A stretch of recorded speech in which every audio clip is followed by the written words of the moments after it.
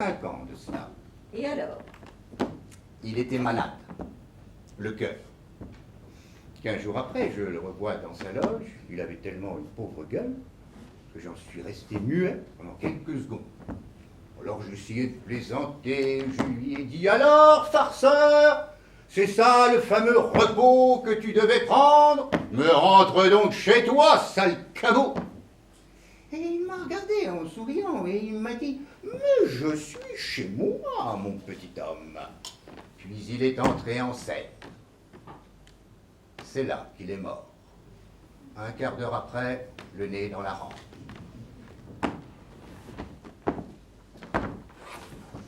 Pardon, madame.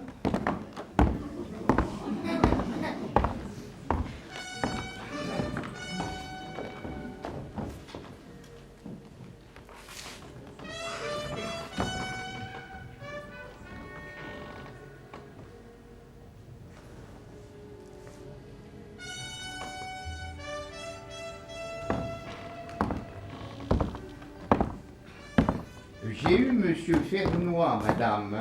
Il sera au restaurant dans 10 minutes. Tant pis pour lui.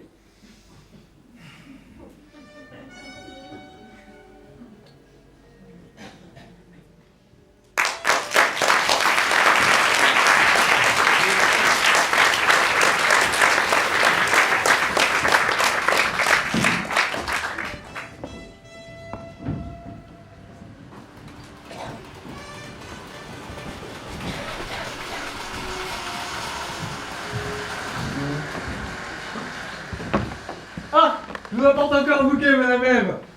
Et vous vous rendez compte? Bien sûr que je me rends compte. C'est même très astucieux notre petit truc. Pardon, quel petit truc? Le petit truc des fleurs. Depuis 9 heures du soir, vous les montez ici une à une, si j'ose dire, ce qui vous permet naturellement de vous balader dans les couloirs et de voir un peu comment ça marche. Oh, disons que je suis un concierge intelligent. C'est pas défendu, non? Bon, en tout cas, pour marcher, ça marche. Ils ont peut-être été un peu froids au premier acte, mais le 2 a enlevé le morceau. Quant au 3, il est comme ça, le 3. Toutes les générations rassemblent. Dès que vous invitez des amis à venir à l'œil au théâtre, ils s'imaginent qu'ils sont appelés à vous juger en cour d'assises. Puis petit à petit, ils s'échauffent. Comment? Depuis le début du 3, c'est dans la poche. Et j'ai eu un de ces tracts. Mais vous êtes concierge. Qu'est-ce que vous voulez que j'y fasse? J'ai le trac à toutes les générales. Surtout ce soir. Pourquoi? Quand je suis allé serrer la main de Madame Lambert avant qu'on lève, elle tremblait comme une feuille. Je me suis dit, ça y est, elle va encore nous piquer une syncope. Pensez-vous, elle est en fer forgé. Ah, n'empêche que ça lui est tout de même arrivé. Pas plus tard que la semaine dernière. En pleine répétition. Mais comment le savez-vous? Bah, j'étais là. C'est à se demander à quel moment on a des chances de vous trouver dans votre loge. Je suppose que vous ne recevez que sur rendez-vous.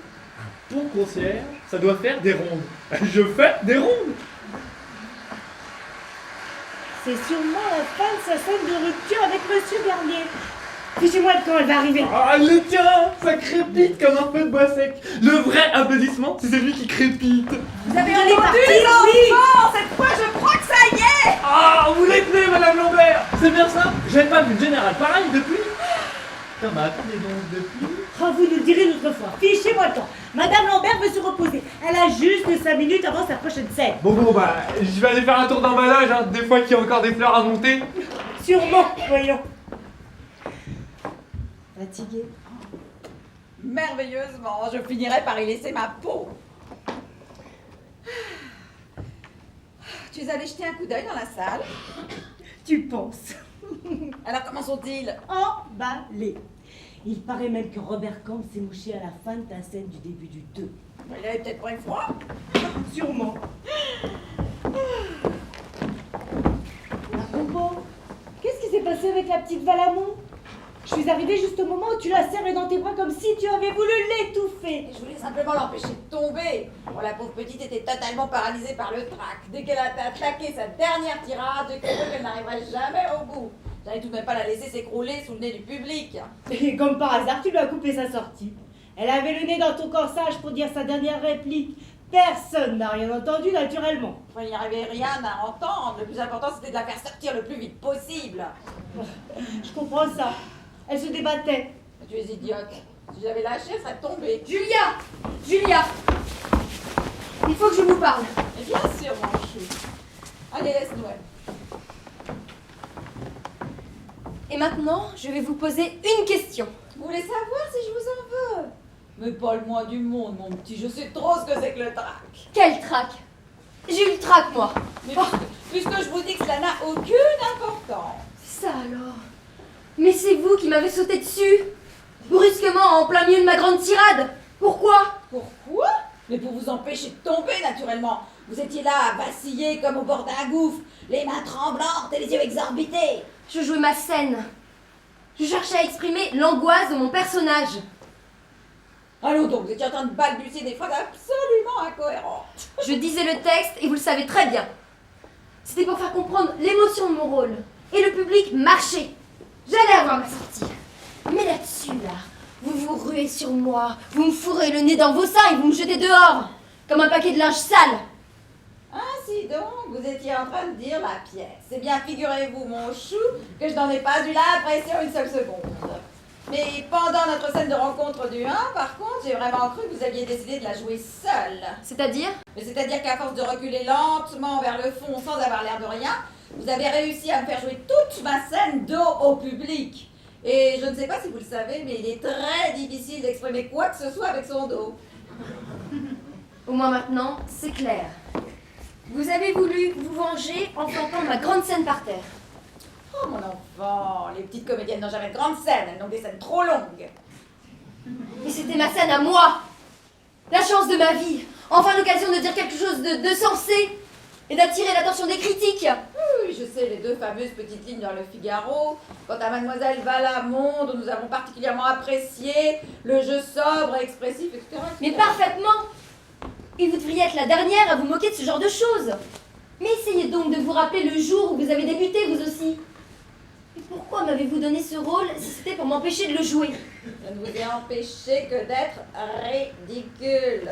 Vous m'avez empêché de le jouer et je sais pourquoi. Entre-temps, j'avais eu le malheur de vous prendre quelque chose.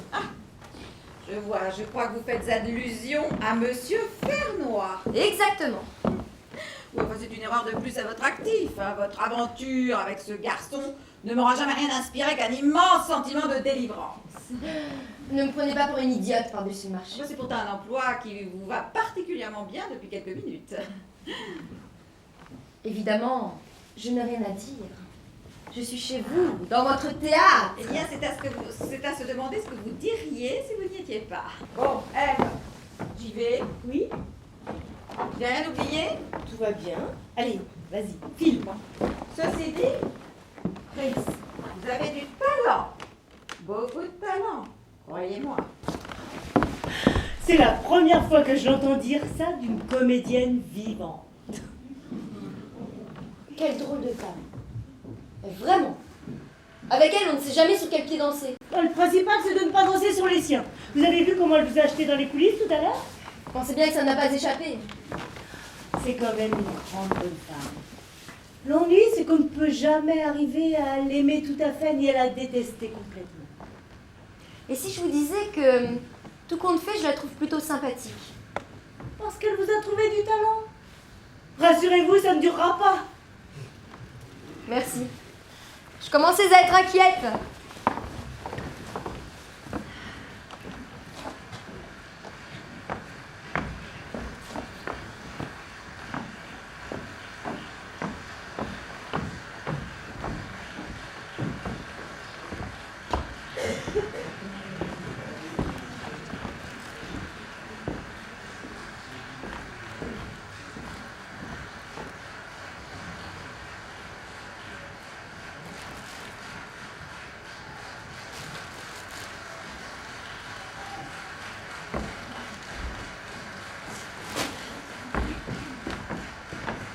Monsieur, ça alors?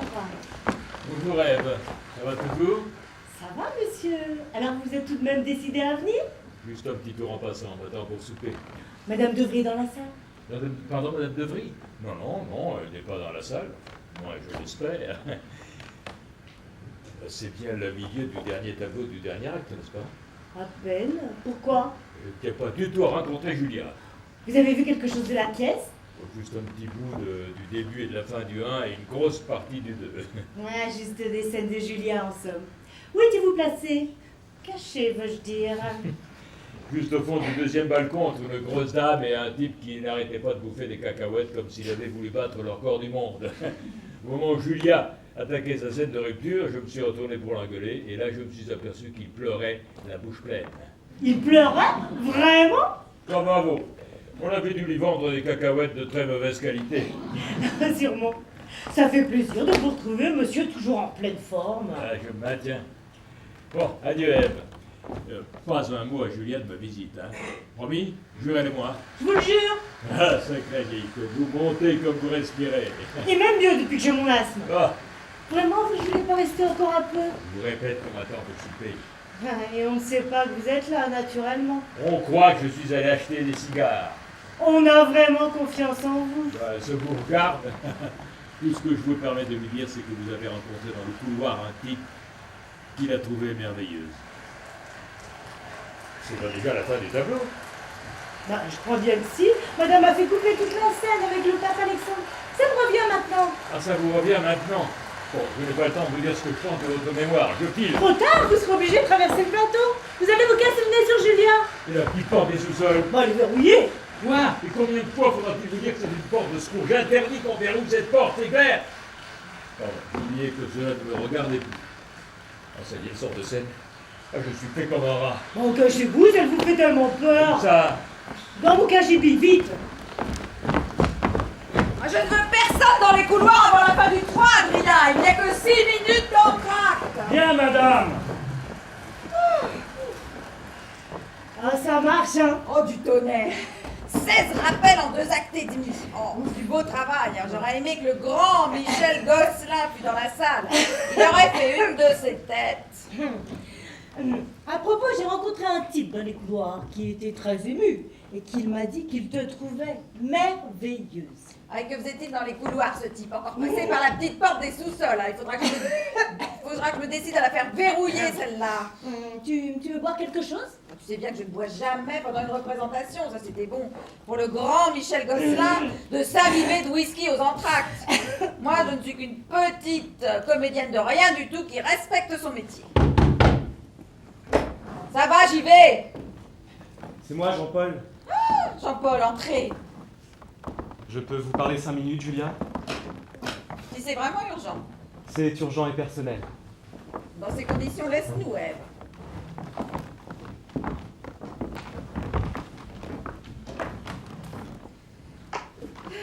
Je suis bouleversé, Julia.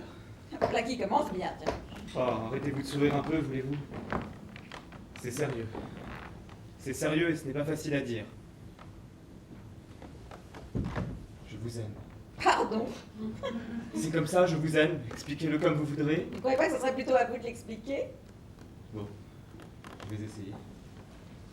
Jusqu'ici, Julia, je ne connaissais de vous qu'une image. Une apparence. Je ne savais pas exactement qui vous étiez. Je ne le sais vraiment que depuis 2 heures. Ah oui.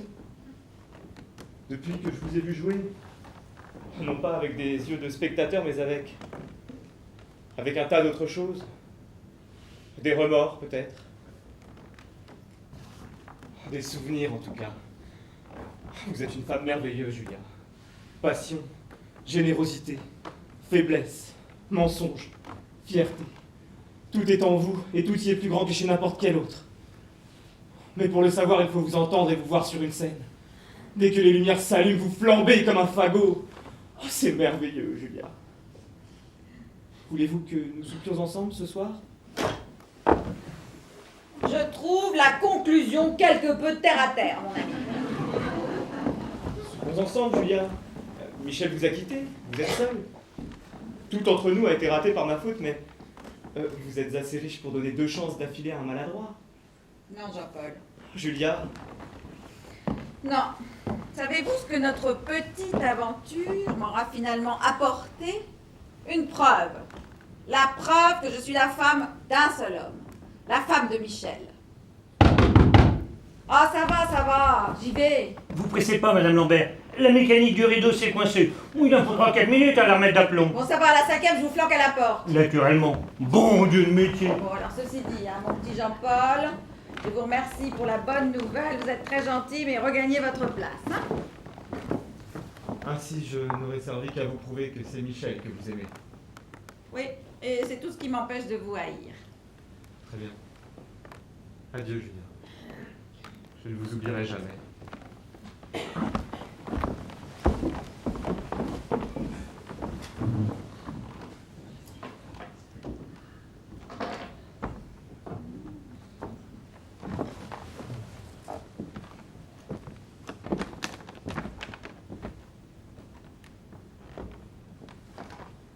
Toi, Bonsoir, Julia. tu es venu. Excuse-moi, mais je ne trouve rien à dire. C'est trop bête, et pourtant... C'est normal, il n'y a que les auteurs dramatiques qui trouvent quelque chose à dire dans des moments pareils. Les autres se contentent d'avoir l'air bête et de se regarder. Sûrement. Ça faisait longtemps que tu étais dans ce cagibi? Trop longtemps. Zina va bien? Oh, ça m'étonnerait. Nous devions souper avec des invités à 11 heures précises, alors qu'Hélène doit être en train de signaler ma disparition au commissariat. Tu peux lui téléphoner. Non, je vais rentrer. Ah. Oui, j'étais plus juste. J'étais un coup d'œil. Ça m'embêtait que tu aies une générale sans moi, même dans la salle. C'est très bien, tu sais. Tu es très bien. Peut-être mieux que tu ne l'as jamais été. Je suis sûr que vous en avez pour 2 ans. À la fin de ta rencontre, du premier acte de ta rencontre avec Gino, tu devrais essayer d'attaquer un peu en dessous. Tu te fatigues inutilement la voix, garde ça pour la fin. Est-ce que tu es heureux, Michel? C'est comme lors du tableau de ta rencontre avec Garnier, de ta rupture avec Garnier. D'abord, le décor est beaucoup trop grand, et puis vous ne jouez pas assez à l'avant-scène. Le vampire est planté beaucoup trop loin.